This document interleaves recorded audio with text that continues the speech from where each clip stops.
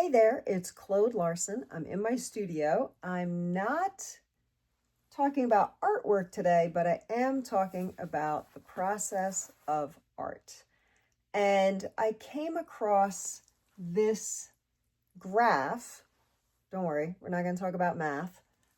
It's called the Dunning-Kruger effect. And if you've heard about this, good for you. I am today years old when I heard about this.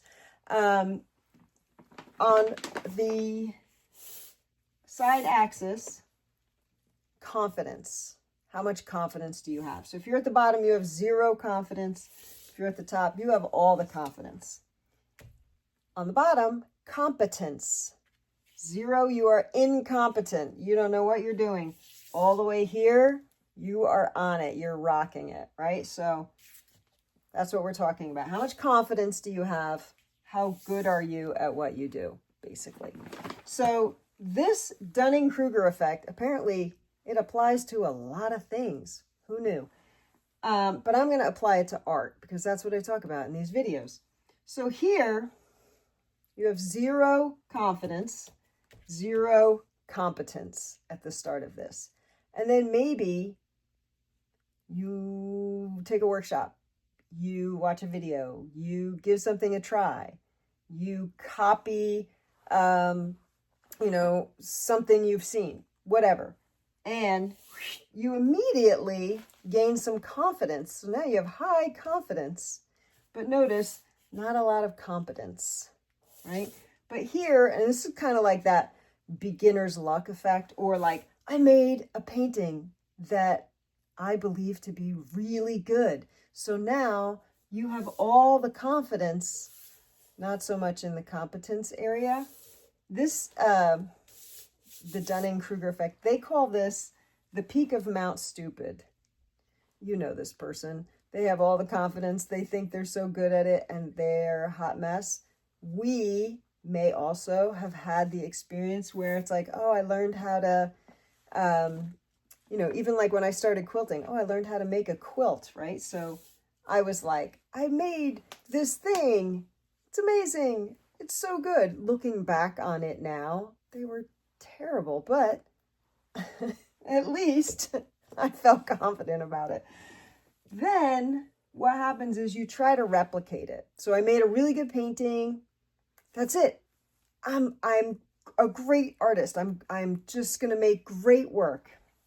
And then you fall off this cliff into what they call the Valley of Despair.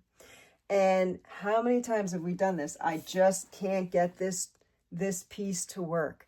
I've got, 10 layers of paint on here. It's still not coming out the way I wanted.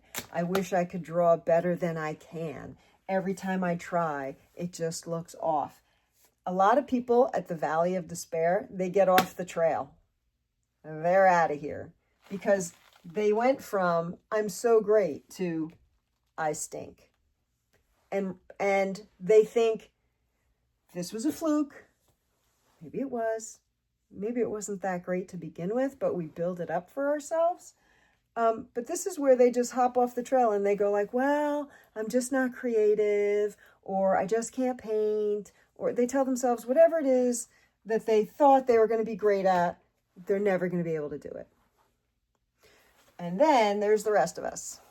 And we make things and they're terrible, and we, make more things and they're maybe less terrible, right? And then maybe we take a class, take a workshop, keep trying, educate ourselves, whatever that is. You read a book, you watch YouTube videos, hey, stuff like that, right? That is called the slope of enlightenment. And I don't think we're talking about the Buddhist enlightenment here, but I do think this should be more like the slope of education, right? We educate ourselves. So I thought I was pretty good. Turns out I'm not as good as I thought I was. This is also known as you don't know what you don't know.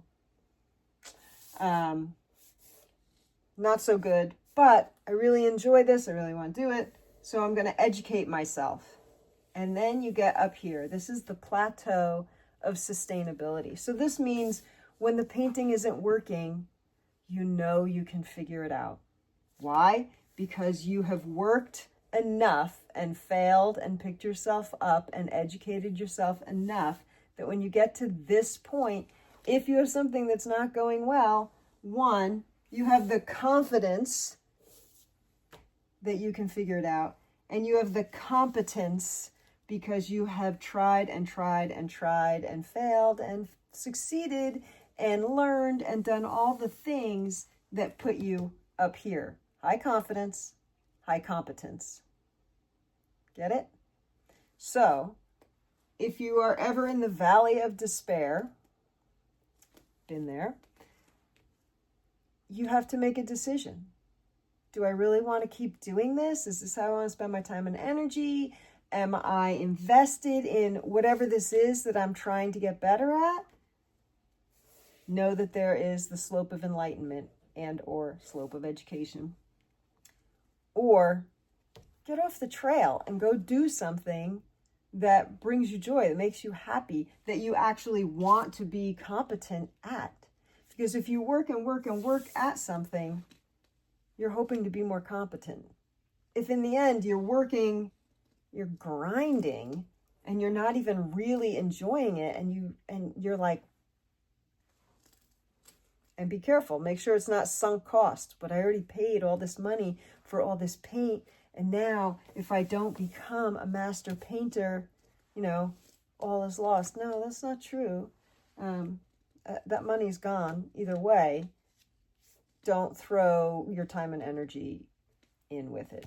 Okay, just something to think about for those of you who are out there working on anything, trying to get better at it.